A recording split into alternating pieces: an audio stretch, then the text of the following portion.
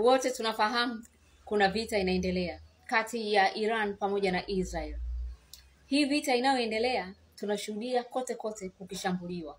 Ndani ya Israel makombora yanaingia na ndani ya Iran yanaingia. Waarabu pale Mashariki ya Kati wanaangalia vipi hii vita na wana kipi cha kujifunza kutokana na haya ambao wanayashuhudia Iran wanayafanya. Nasema Iran kwa sababu wengi tulikuwa tunafahamu Israel ana nguvu kijeshi na ana uwezo wa kushambulia sehemu mbalimbali. Kwa sababu wao wenyewe Israel tu wana teknolojia, wanatengeneza teknolojia nzuri za kijeshi, lakini pia nyuma yao pia wako wa Marekani. Kwa kila mtu alitegemea kwamba Israel anaweza.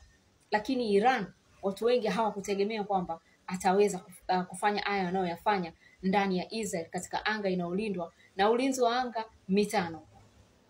Waarabu wanajifunza nini kwa hiki wanachokifanya?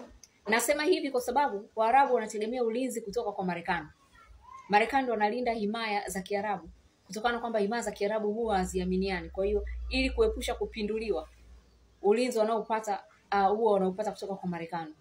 Sasa kama Marekani ambaye anawalinda Waarabu, mshirika wake mkuu Israeli ambaye ndio wanalindwa wanavyolindwa, anashambuliwa na Iran, makombora yanapenya katika ulinzi wa anga wote wa Marekani, yanaenda kufanya uharibifu ndani ya Israel, na pamoja na kwamba Israel inalindwa kwa kiasi kile, vipi kwao wao Waarabu ikitokea wanapigana na Iran?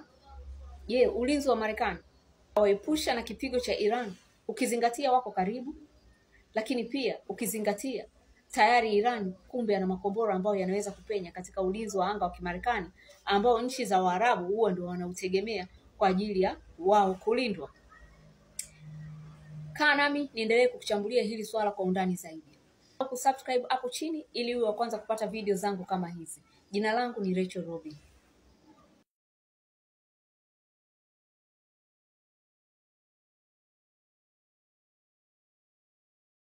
Kama nilivyosema mwanzo, Israel wana teknolojia ni nzuri na huwa sifika kijeshi kuanzia mwaka 48. Tukiacha himaya zao za nyuma kule zilikuwa zinapigwa mpaka wakakimbia maeneo yao. Lakini kuanzia mwaka 48 wanasifika kijeshi.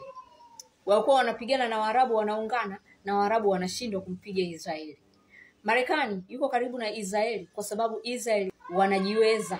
Yani namaanisha kwamba Marekani ni bepari. Bepari huwa akai sehemu bila kupata faida. Na bepari huwa akai na mpuuzi. Bepari siku zote anakaa na mtu ambaye anajielewa. Kwa hiyo Marekani ilipoona wanajiweza, wana uwezo wa kupambana na Waarabu, vita ya mwaka 48 Israeli hakusaidiwa na Marekani. Waliwaona Waisraeli mwaka 48 wiki mbili baada ya kuunda taifa wakipigana na Waarabu walioungana na Israeli wakashinda. Kile kitu kikafanya Marekani waone hapa hawa ndio wakukaa karibu nao kuwatumia. Lakini nataka nisahihishe, kuna watu huo wanasema kwamba Marekani yuko karibu na Israel kwa sababu Israel ndio wanaomtegemea, ndio wanaomtengenezea Marekani teknolojia. Uongo. Israel imeundwa mwaka 48 tu. Wamekuta Marekani tayari wameshajitengeneza na kuwa na uchumi mkubwa na jeshi imara. Wamemkuta Marekani kashapigana vita za kibabe, vita ya kwanza ya dunia, vita ya pili ya dunia. Wamemkuta Marekani alishapigana na himaya ya Spain na kumnyang'anya Mspain makoloni. Kwa hiyo kusema kwamba Marekani anamtegemea Israel teknolojia ni uongo, kwa sababu Marekani alishashinda vita za kibabe zote kipindi ambacho Israel ilikuwa haipo katika hii dunia. Umeona? Taifa lililoundwa juzi Marekani ndo analitegemea kwa teknolojia, kati Marekani tayari alishakuwa anatengeneza teknolojia zake na zikamfanya ashinde vita nyingi tu. Kwa hiyo iko ni kitu ambacho ni uzushi.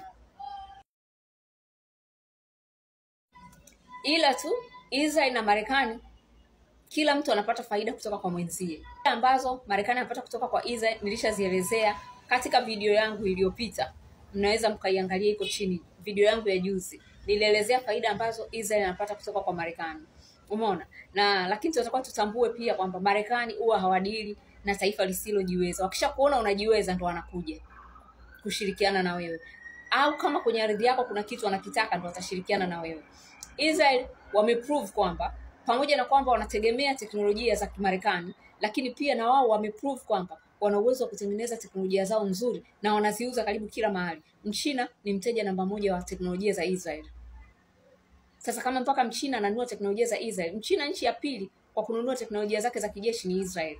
Nchi ya kwanza ananunua Urusi, nchi ya pili anaenda kununua Israel. Kama Mchina hakuja kununua teknolojia zake nyingi kwako, maana yake ni kwamba upo vizuri.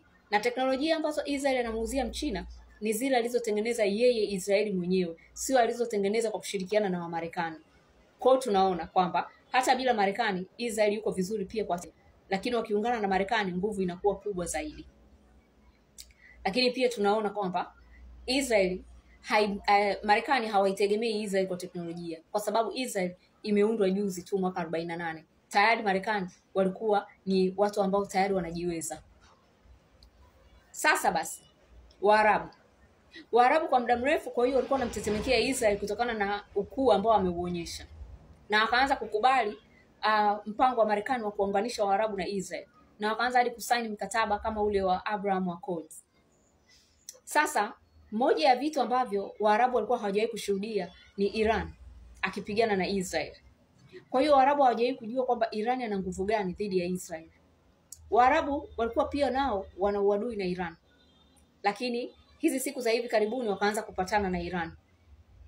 Na Saudi Arabia alikuwa ni adui mkuu wa Iran hapo Mashariki ya Kati, na yeye kapatanishwa juzi na China. Mnafikiri kwa nini Saudi Arabia kakubali kupatanishwa na Iran kirahisi hivi? Kwa sababu hawa Waarabu pamoja na kwamba wako pamoja na Israel na Marekani, pamoja na kwamba wanalindwa na Marekani, adui mkuu wa Iran, lakini tayari walishaanza kuona teknolojia za kijeshi ambazo wanazitengeneza Iran, na walishaona jinsi gani hizi teknolojia ni nzuri, lakini hawakuwahi kushuhudia zikika uwanja wa vita. Sasa hivi ndio wanashuhudia hizo teknolojia za Iran zikifanya kazi katika uwanja wa vita. Wanachokishuhudia sasa hivi ni ulinzi wa anga wa Marekani na wa Israel unaunganishwa, unalinda anga ya Israel, lakini Iran anaingiza makombora na mengine anashindwa kupanguliwa kutokana na ubora wa hayo makombora. Ballistic missiles za Iran zinashindwa kupanguliwa na ulinzi wa anga wa Marekani na wa Israel. Hiki kitu kimemshangaza sana Mwarabu. Chini najua ni lazima watakuwa wanaikubali Iran. Lazima watakuwa wanasema majamaa hawa miamba. Imagine Mwarabu hana hela kama Saudi Arabia, Mwarabu hana hela kama Qatar, wala hana hela kama sio Mwarabu, Iran hana uchumi mzuri kama Saudi Arabia, kama Qatar, kama Emirates. Umeona?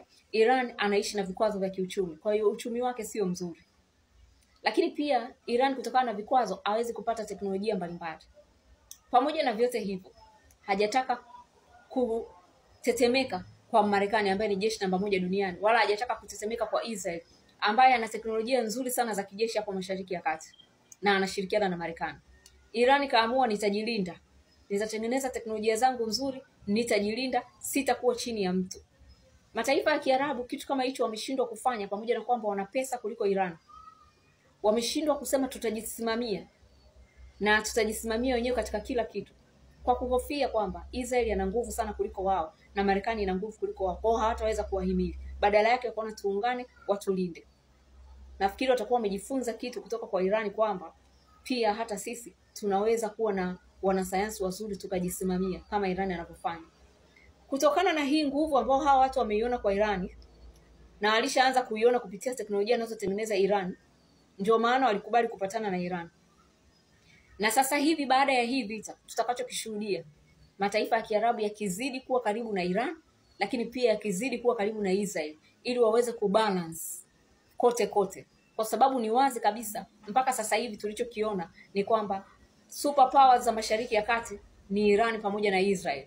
Israel kaonyesha umahiri katika kupangua makombora ya Iran, lakini pia Iran naye kaonyesha umahiri katika kuingiza makombora yake ndani ya Israel. Kwa hawa watu kwa sasa ndio watu kama naweza kusema superpower wa Mashariki ya Kati, na tutazidi kuona Waarabu wako wote. Ndio maana Waarabu sasa hivi wanatoa kauli za kuisupport Iran kwamba Iran ina haki ya kujilinda na shambulio waliofanywa na Israel si zuri, lakini pia hapo wanaisaidia Israel kwenye taarifa za kiintelijensia na kila kitu. Kwa hiyo Waarabu wana balance kote, ila watakuwa wamepata fundisho kubwa sana. Iran ana uwezo wa kupenyeza makombora ndani ya ardhi ya Israel. Wao je, wakiingilia hii vita itakuwaje?